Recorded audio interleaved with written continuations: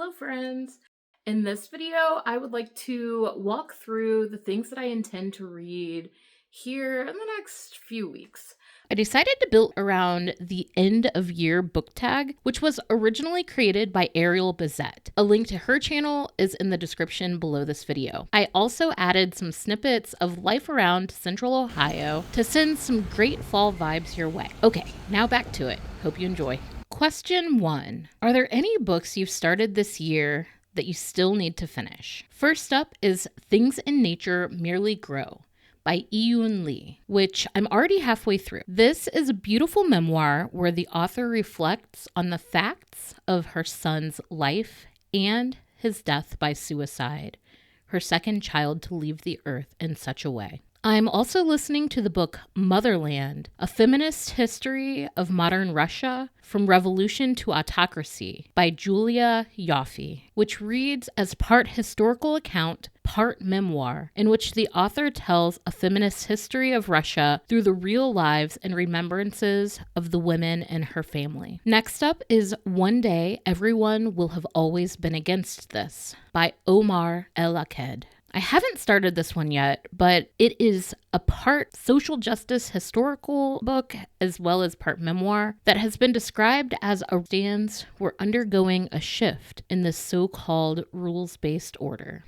Next, I'm reading When It All Burns, Fighting Fire in a Transformed World by Jordan Thomas. This is a book that is part nature and science, part memoir, that tells of a hotshot firefighter's gripping firsthand account of a record-setting fire season that explores wildfires, the climate crisis, and Indigenous history related to fire. The last book that I'm reading for the shortlist is Wards of the State, The Long Shadow of American Foster Care by Claudia Rowe. This is characterized as a survival narrative that is told through the stories of 6 former foster youth and that comments on the broken foster care system in the U.S., which unfortunately feeds the prison population in the U.S., where about a quarter of the inmates are former foster youth. So I'm looking to finish the National Book Award for Nonfiction shortlist prior to November 19th when the winner is announced. I intend to record a winner prediction video before the announcement. So if that interests you, please make sure that you're subscribed to the channel to see my predictions and whether or not they agree with the committee's selection. Question 2. Do you have an autumnal book to transition into the end of the year? The answer to this one is yes. In November, I am reading A Resistance of Witches by Morgan Ryan, which was selected for a book club that I'm a part of. It is an historical fantasy debut novel that is set against the backdrop of World War II, where a witch journeys to find a book of unspeakable power before it lands in the hands of the Nazis. Question 3. Is there a new release that you're still waiting for? My answer to this one is not really at this point. Motherland just came out about a week ago and my slate is more or less full for the end of the year. I will have to keep my eye on new releases for November and December as a part of the Herkia challenge or the hardest reading challenge you'll ever do, but I have some more research that I need to do before I make those selections. Question 4. What are 3 books you want to read before the end of the year? So another challenge that I've talked about before on this channel is the Read Good Challenge. And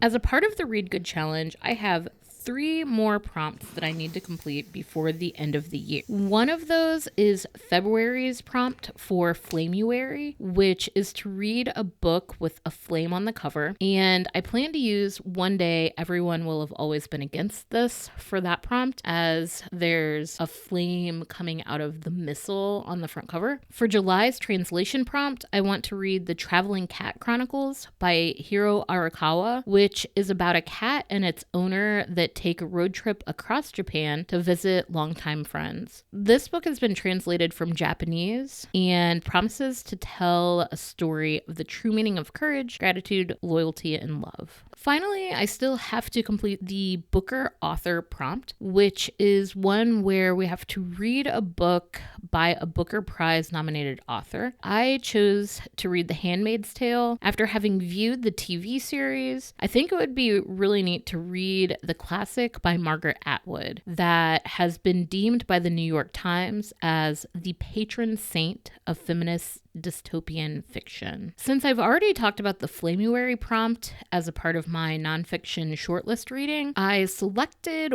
one additional book that I'd like to fit in this year, and that is Listen to Your Sister by Nina Vale. I saw Nina Vale speak on a panel of authors discussing thrillers and horror at the Columbus Library's book festival this summer, and I thought that she was hilarious. On the panel, she commented that humor is really the offset to building tension, and I have been wanting to read her book ever since. I want to go into this blind, so I've been avoiding summaries and reactions, but I am really looking forward to working my way through my autographed copy in which she wrote, Brittany, the real nightmare is family. I really can't wait to read this one. Question 5. Is there a book that you think could shock you and become your favorite book of the year? So for me, there's always a possibility that each book that I read will become my new favorite, and there's probably a little bit of recency bias built into that, but I really truly hope that with each book that I pick up, I'm going to find something that sticks with me that I really enjoy. And I tend to quit books pretty quickly, and so if I'm not into it at the moment,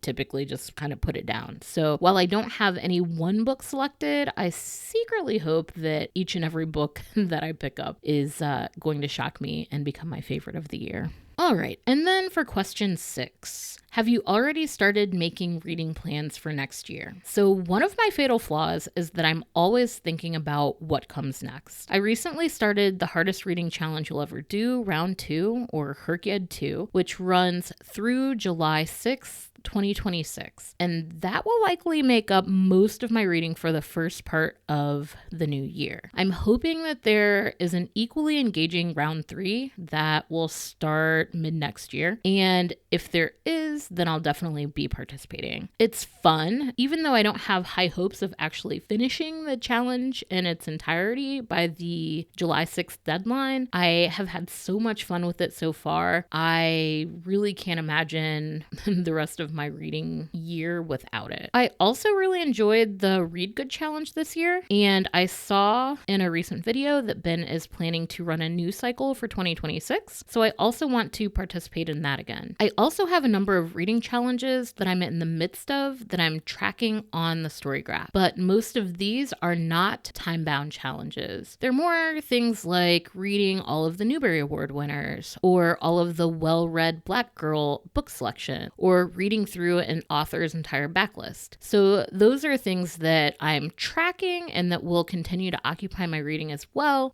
but that I'm not tracking in any kind of time-sensitive or time-bound fashion. Finally, while I haven't talked about it much on this channel, technical reading makes up a bit of my reading as well, and a lot of that I do in association with my career as an educator. I have a few books that I'd like to read and or reread related to data ethics and artificial intelligence as I learn more about these topics, and that will likely make up another reading concentration for me in 2026. In some cases, it's like reading guides and textbooks, and a lot of these I don't necessarily read cover to cover, but I do engage with them deeply, and I don't know, it might be something that I talk about a bit more on this channel. So if you're still here, I'd love to know your end of year plans as well as how you're vibing this fall. Let me know in the comments what you're looking forward to in the near future. And if you haven't yet, hit the subscribe button to get more updates from me. Until next time, happy reading.